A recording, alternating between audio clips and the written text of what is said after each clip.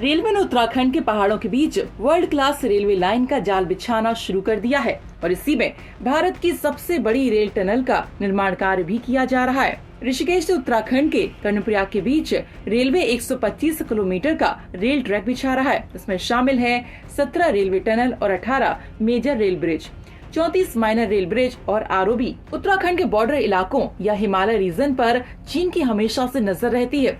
दुर्गम पहाड़ियाँ जिसकी सुरक्षा हमारे जवान 24 घंटे 365 दिन करते हैं, क्योंकि उत्तराखंड से चीन का करीब 345 किलोमीटर लंबा बॉर्डर इलाका है, जिस पर चीन आए दिन अपनी निगाहें गड़ाए रहता है। और यही वजह है कि चीन पर ताबड़तोड़ हमले किए जा सकें और उसे खदेड़ा जा सके। और इसके लिए न सिर्फ ऑल वेदर रोड बल्कि रेलवे बॉर्डर इलाकों तक पटरियों का जाल बिछाया जा रहा है। उत्तराखंड की उन दुर्गम पहाड़ियों के बीच हमारी टीम पहुंची, जहां रेलवे अपने सबसे चुनौतीपूर्ण प्रोजेक्ट को अंजाम दे रहा है। कुछ सपने जब भी देखे जाते हैं तो ये सोच कर देखे जाते हैं कि शायद जब भी ये पूर्ण होंगे इसका फायदा बहुत सारे लोगों को मिलने वाला है। ये कहानी है 1914 की।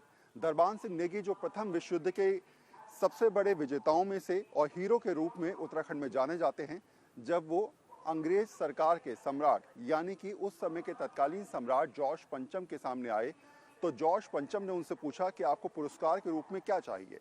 तो ऐसे में दरबान सिंह नेगी ने कहा कि वो चाहते हैं कि कर्णप्रयाग तक रेलवे लाइन बिछाई जाए, और वो भी उनके जीते जी। समय बीता चला गया, ये इच्छाएं पूर्ण नहीं हुई, लेकिन जो सपना देखा जाता है, कहते हैं उसकी परिकल्पना कई बार अपने आप बिछ जाती है और समय के साथ साथ वो पूर्ण भी हो जाती है। तो जिस स्थान पर मैं खड़ा हूँ वो है योग नगरी ऋषिकेश का स्टेशन, और यहीं से कर्णप्रयाग के लिए रेलवे लाइन आगे बढ़ाई जा रही है। 12 स्टेशन का ये सफर अभी रहेगा। पहला स्टेशन जहां पर मैं खड़ा हूं उसे आप देख रहे होंगे, वर्ल्ड क्लास स्टेशन के तौर पे आप इसे देख सकते हैं। जिस तरीके से इसका निर्माण कार्य किया गया है, सामने की तरफ से पहाड़, हरियाली और लगातार छोटी छोटी हट्स यहाँ पर तैयार की गई हैं। आप देखेंगे तो कोशिश ये की गई है कि जैसे विदेशों में स्टेशन होते हैं, सेम वैसे ही लुक जो है वो यहाँ पर दिया जाए, और शायद यही सोच आगे के स्टेशंस में आपको मिलने वाली है। लेकिन हाँ, ये ज़रूर है कि इस सफ़र को पूरा करने में समय ज़रूर लगा। 2016 से लेके 2022 अब तक आ चुके हैं। 2024 में इसको शुरुआती दौर में लाया जाएगा, और कहा जा रहा है कि एक ही ट्रायल में ये कार्य को पूरा करने की सोच को आगे बढ़ाया जाएगा। एक और बड़ी बात ये कही जाती है कि केवल ये रास्ता कर्णप्रयाग तक रुकने वाला नहीं है, आगे बद्रीनाथ, जोशीमठ तक भी इस रेलवे लाइन को बढ़ाने का प्रयास रेलवे करेगा। तो सफर लगातार चलता रहेगा। यात्रियों की सुविधाओं के लिए लगातार रेलवे प्रयास करती रहेगी। लेकिन हाँ, ये जरूर है कि पहाड़ों पर रेलवे लाइन को बिछाना, उसको आगे बढ़ाना, दुर्गम रास्तों पर नए ट्रैक को आगे बढ़ाते हुए ये सोचना कि यात्रियों के लिए किसी प्रकार की कोई दिक्कत ना आई, शायद यही वजह है कि लगातार रेलवे अपने आप को विकसित और अत्याधुनिक तकनीक से लैस करती यहाँ पर नजर आ रही है।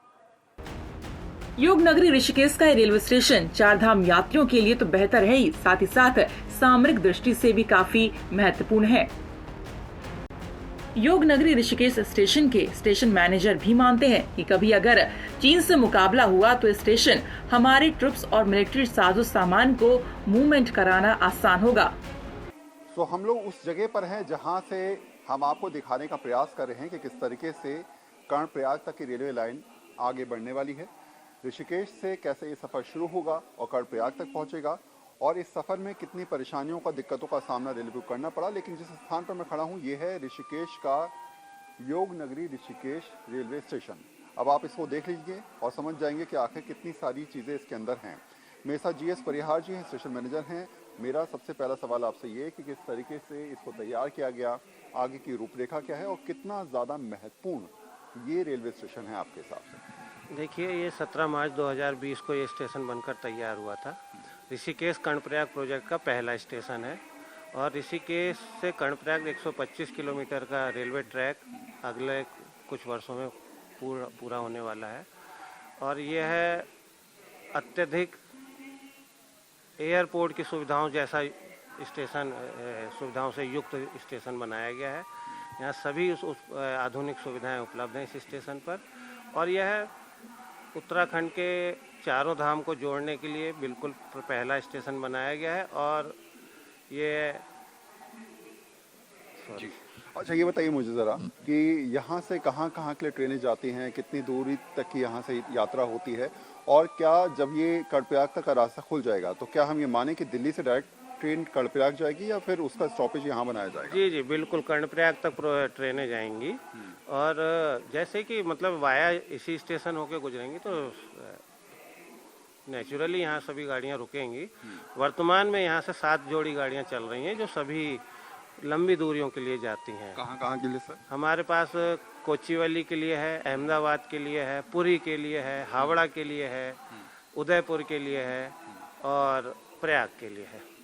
तो अभी जो स्टेशन पर संख्या है, लोग आके आपसे पूछते हैं कई बार कि भाई कर्णप्रयाग तक के लिए, 4 धाम के लिए यात्रा कब से शुरू होगी, कब से देखा जाएगा? देखिए, यह 2024 तक का टारगेट है। हो सकता है कि इसमें कुछ विलम्ब हो क्योंकि बीच में 1-2 साल कोविड के कारण काम रुका रहा, लेकिन यह वर्तमान सरकार का बहुत ड्रीम प्रोजेक्ट है। इसे समय पे पूरा करने का पूरा प्रयास किया जाएगा। ऋषिकेश कर्णप्रयाग के 125 किलोमीटर रूट के बीच करीब 12 रेलवे स्टेशन बनाए जा रहे हैं, जिनमें उत्तराखंड योगनगरी ऋषिकेश जो तैयार है, वहीं शिवपुरी, व्यासी, देवप्रयाग, जनासू, मलेथा, श्रीनगर, चौरासा, धारी देवी, रुद्रप्रयाग, सुमेरपुर, घोड़तीर, गोचर और कर्णप्रयाग सेवई भी बनाए जा रहे हैं। सिर्फ स्टेशन का जाल ही नहीं बल्कि ओवरब्रिज भी तैयार हो रहे हैं। अब आपको लेकर चलते हैं पहाड़ों से शुरू होने वाले पहले रेल ब्रिज के पास, जो चंद्रभागा नदी के ऊपर बना है। मंजिल पर पहुंचने पर मेहनत का एहसास होता है, तब समझ में आता है कि आपने जितनी मेहनत की है उस अथक प्रयास के पीछे कितनी ज़्यादा कर्मों को आपने प्रयोग किया है और किस तरीके से आपने मंजिल को हासिल किया है। तो हम बात कर रहे हैं ऋषिकेश कर्णप्रयाग रास्ते की। इस रेल रूट पर किस तरीके से लगातार रेलवे काम कर रहा है उसकी एक झलक देखिए, और पहली तस्वीर देखकर आप समझ पाएंगे कि आखिर किस तरीके से मेहनत के साथ, अत्याधुनिक तकनीक के साथ रेलवे लगातार काम कर रहा है। तो ये है चंद्रप्रभा पुल, और ये पुल बनाने में रेलवे को करीब 2 साल से ज़्यादा का समय लगा। ये जो नीचे खाली रास्ता आपको नज़र आ रहा होगा, ये बेसिकली नदी का रास्ता है, और अमूमन बारिश के मौसम में ये नदी उफान पर होती है, लेकिन फिलहाल ये सूखी है। इसलिए ब्रिज का जब निर्माण किया गया तो ये देखा गया कि मानसून के महीने में कोई दिक्कत ना आए और 12 महीने काम चलता रहे, इसलिए 2000 से ज़्यादा रेलवे के कर्मचारी इसमें लगे रहे। आपको बता दें कि जिस तरीके से ये ब्रिज का निर्माण किया गया है, ऐसे करीब 17 और ब्रिज बनाए गए हैं, 34 जो हैं वो छोटे ब्रिज बनाए गए हैं। ये रेल प्रोजेक्ट अपने आप में बहुत महत्वपूर्ण इसलिए भी है क्योंकि हम ये कहते हैं कि 4 धाम यात्रा तो इससे फायदे में पहुंचेगी, साथ साथ सामरिक दृष्टि के हिसाब से भी ये अपने आप में बेहद महत्वपूर्ण है। इसके पीछे कारण ये है कि इसका जो सेकंड फेज होगा वो सीधे पहुंचेगा जोशीमठ और बद्रीनाथ तक, यानी कि आने वाले दिनों में जो करीब 400 किलोमीटर से ज़्यादा लंबी बॉर्डर एरियाज हैं, वहाँ पर सेना को हर सामान पहुंच सके, डिफेंस सिस्टम, डिफेंस इक्विपमेंट पहुंच सके, ज़रूरत का सामान लगातार पहुंच सके। ऐसे में रेलवे लाइन का वहां पर पहुंचना बेहद ज़रूरी है, और शायद यही वजह है कि इंतज़ार देश को है जब 2024 में कर्णप्रयाग तक रेलवे लाइन अपनी पूरी उपलब्धियों के साथ चल पड़ेगी, और उसके बाद अगले चरण में जब बॉर्डर एरियाज में रेलवे लाइन पहुंच जाएगी तो सीधे तौर पर हम कह सकते हैं कि आने वाले दिनों में बेहतर भविष्य के साथ रेलवे भारत में आगे बढ़ता हुआ नजर आएगा, और साथ साथ डिफेंस सिस्टम को भी और ज्यादा मजबूत करता नजर आएगा। कैमरा पर्सन अभिषेक के साथ वरुण सिन्हा, उत्तराखंड। ऐसे करीब 18 बड़े रेलवे ब्रिज उत्तराखंड के ऋषिकेश से कर्णप्रयाग के बीच बनाए जा रहे हैं, जिनमें 34 माइनर रेल ब्रिज भी शामिल हैं। इन्हीं ब्रिज से होकर 120 किलोमीटर प्रति घंटे की रफ्तार से ट्रेन गुजरेगी। उत्तराखंड रेलवे प्रोजेक्ट में सबसे बड़ी चुनौती है टनल का निर्माण कार्य, जो इन दुर्गम पहाड़ियों में तैयार कर पाना सच में इंजीनियरिंग की मिसाल मानी जा रही है। हम पहाड़ी रास्तों से होते हुए देवप्रयाग पहुँचे, जहाँ देश की सबसे बड़ी रेलवे टनल तैयार की जा रही है। ये टनल है 8, जिसे ऋषिकेश कर्णप्रयाग की सबसे महत्वपूर्ण टनल का खिताब हासिल है। देश की सबसे लंबी सुरंग में मैं फिलहाल खड़ा हूँ। इसकी लंबाई है 15 किलोमीटर। इसका निर्माण कार्य चल रहा है। ऋषिकेश से कर्णप्रयाग तक की रेलवे लाइन में ये सुरंग महत्वपूर्ण भूमिका अदा करने वाली है, और इस सुरंग को आप पहले देख लीजिए किस तरीके से इसका टनल निर्माण कार्य चल रहा है। सबसे इम्पोर्टेंट बात, आप अगर आगे की तरफ देखेंगे तो इसमें जिस मशीन का यूज किया जा रहा है उसे TBM कहते हैं, टनल बोरिंग मशीन, और ये मशीन का वजन करीब 500 टन है। आपको दिख रहा होगा कि आगे की तरफ से लेकर दूर तक आपको ये मशीन नजर आएगी। अलग अलग प्लेटफॉर्म्स में इसका काम करने का तरीका बेहद हाईटेक है। शमीम अहमद मेरे साथ है। मेरा पहला सवाल आपसे ये है कि जिस तरीके से मशीन अपने आप में काम करती है वो बेहद अद्भुत है। कैसे वर्क करती है, किस तरीके से काम करती है और आपके लिए कितनी ज्यादा फायदेमंद साबित हो रही है? ये टनल बोरिंग मशीन जो है ये हमें हर एक जब ड्रिल करती है तो डेढ़ में 1.7 मीटर की विड्थ का एक्सप्लोजन करती है। उसमें हम सेगमेंट लगा के आगे बढ़ते रहते हैं। तो ये टनल बोरिंग मशीन जो है हमारे दिन में 10 से 15 मीटर की एवरेज प्रोग्रेस देती है, जो हमें आगे कारागार आती है, जो बहुत ही जल्दी आगे प्रोग्रेस करने में काम आती है। अच्छा, मैं देख रहा हूँ कि इसमें कटर होता है। वो कटर किस तरीके से निर्माण कार्य को आगे बढ़ाता है, वो प्रोसेस क्या होता है? कहते हैं लोग उसे सुदर्शन चक्र भी बोलते हैं। कटर जो है बेसिकली वो हर एक हमारे कटर ड्राइव में लगी हुई है। जब हमारी कटर ड्राइव मूव करती है तो कटर जो आगे जो रॉक होता है उसको काटता है। काटते वो पीसेस में निकल जाते हैं जो रॉक्स हैं और वो हमें कन्वेयर के थ्रू निकाल देते हैं। अच्छा, इसके अलावा अगर मैं पूछूं, क्योंकि इतनी विशालकाय टनल का निर्माण करना आसान नहीं होता, किस प्रकार की कितनी दिक्कतें आप लोगों का सामने आई और कितनी परेशानियां आपने झेली? ये टनल का इसमें जो दिक्कतें आई हैं वो हमारे पास जो है, जैसे टनल के रॉक होते हैं वो कहीं कहीं पे वीक होता है, कहीं हार्ड होता है। तो हमारे लिए ये जो नैटम टेक्नोलॉजी हम यहाँ यूज कर रहे हैं, उस टेक्नोलॉजी में जो GFC जो हमारे ड्राइंग्स में है उसके हिसाब से सपोर्ट करते हुए जाते हैं। स्टेजेस वाइज इसको हम काट रहे हैं और सपोर्ट करते हुए नीचे आके आज की जिसमें आप जहाँ खड़े हैं इसको हमने 4 स्टेजेस में किया है। तो ये स्टेज करने के बाद जिस पोजीशन पे है ये पूरी सपोर्टेड है। फर्दर इसके अंदर ऐसी कुछ भी अगर मूवमेंट हुई तो पूरी ये क्षमता में है कि अपने आप को टेक कर सकती है। अच्छा, मैं कैमरा पर्सन अभिषेक से कहूंगा कि वो आपको दिखाएं एक बार जरा। आपको 2 रास्ते यहाँ पर नजर आ रहे होंगे। पहला रास्ता लेफ्ट साइड में जहाँ पर टनल निर्माण कार्य लगातार चल रहा है, TBM मशीन के द्वारा टनल को आगे बढ़ाया जा रहा है। मशीन कटिंग करती है, देन उसके बाद वो मशीन ये तय करती है कि आज कितने दूर तक बोरिंग करनी है। कहा यह जाता है कि 5 से 10 मीटर रोजाना बोरिंग करने का प्रोसेस होता है। दूसरी तरफ आपको एक सपोर्टिंग सुरंग नजर आ रही होगी। एक तरफ डाउन लाइन होगी, एक तरफ अप लाइन होगी और शायद यही वजह है कि एक तरीके से ये सुरंगों का जाल है। इस माया जाल में अगर आप समझे तो 125 किलोमीटर के रास्ते में करीब 104 किलोमीटर जो है वो सुरंग ही आपको नजर आएंगी। और शायद यही वजह है कि हाईटेक टेक्निक के साथ, नए बेहतर भविष्य के साथ लगातार जो है वो यहाँ पर काम किया जा रहा है। इस सोच के हिसाब से ये पहला फेज है। कर्णप्रयाग के बाद जब दूसरे फेज की तैयारी की जाएगी तो यहाँ पर काम करने के वाले लोगों के पास एक्सपीरियंस भी होगा, निर्माण कार्य की नीति भी होगी और पहले किए गए काम के हिसाब से वो आगे की रणनीति पर काम कर सकते हैं। कैमरा पर्सन अभिषेक के साथ वरुण सिन्हा, उत्तराखंड। इस टनल को बनाने में सबसे बड़ी चुनौती का सामना करना पड़ता है। वजह है यहाँ के दरख्ते और चिकने पहाड़, जहाँ सबसे ज्यादा लैंडस्लाइड होती है। टी1 टनल पर काम 24 घंटे 365 दिन लगातार हो रहा है, जिसमें world class tunnel machine TBM यानी टनल बोरिंग मशीन का इस्तेमाल किया जा रहा है।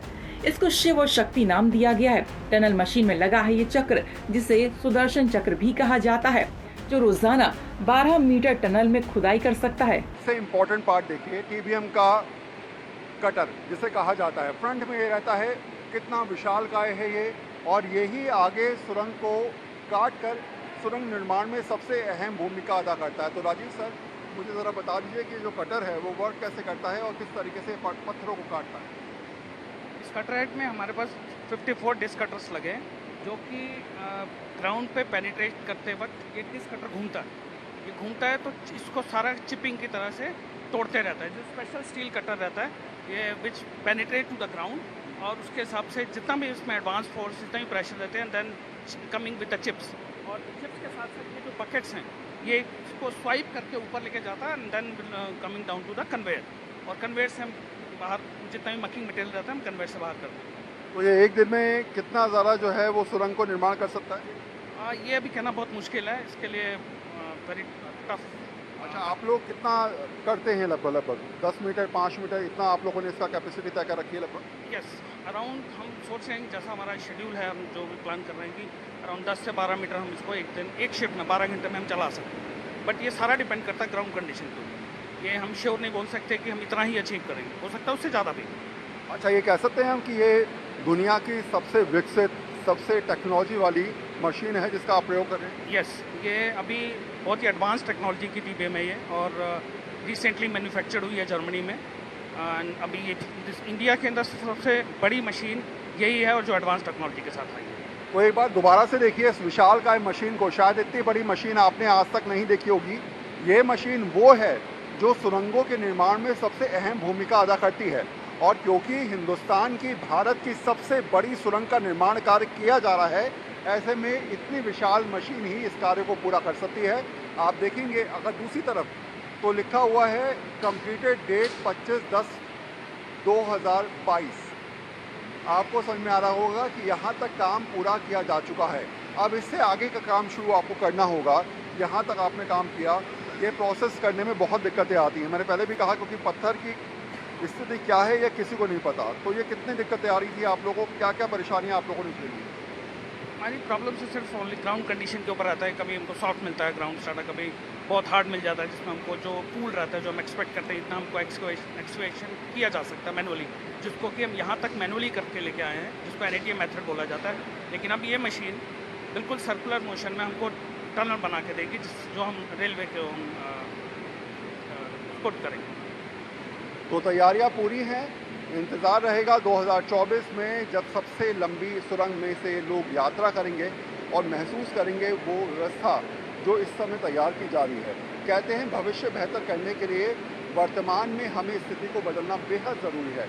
इस प्रकार का निर्माण कार्य, इस प्रकार की तकनीक समझाती है कि हमारा भविष्य बेहतर तो है ही, साथ साथ नई तकनीक को अपनाने वाला भी है। कैमरा पर्सन अभिषेक के साथ अरुण सिन्हा, उत्तराखंड। एक तरफ रेलवे चीन को चुनौती देने के लिए मेगा प्रोजेक्ट पर काम कर रहा है, तो वहीं उत्तराखंड के इस प्रोजेक्ट से दुनिया भर के श्रद्धालुओं के लिए यात्रा में बहुत आराम मिलने वाला है। ऋषिकेश से कर्णप्रयाग के बीच 125 किलोमीटर लंबी रेलवे ब्रॉडगेज लाइन कई जगहों पर बिछा दी गई है, और ऐसे में अगर आपको केदारनाथ जाना है तो ऋषिकेश से कर्णप्रयाग तक का ट्रेन का सफर भी इस प्रोजेक्ट के तैयार होने के बाद शुरू हो जाएगा। कर्णप्रयाग से केदारनाथ की दूरी सिर्फ 99 किलोमीटर ही रह जाती है। तो वहीं कर्णप्रयाग रेलवे स्टेशन से पहले रुद्रप्रयाग रेलवे स्टेशन पड़ेगा, जहां से उतरकर बद्रीनाथ जाया जा सकता है, जिसकी दूरी सिर्फ 158 किलोमीटर रह जाती है। यही नहीं, यमुनोत्री और गंगोत्री के लिए भी कर्णप्रयाग रेलवे स्टेशन से दूरी सिर्फ 70 से 80 किलोमीटर ही रह जाएगी। और यही वजह है कि इस प्रोजेक्ट को उत्तराखंड 4 धाम यात्रा करने वालों के लिए काफी अहम माना जा रहा है।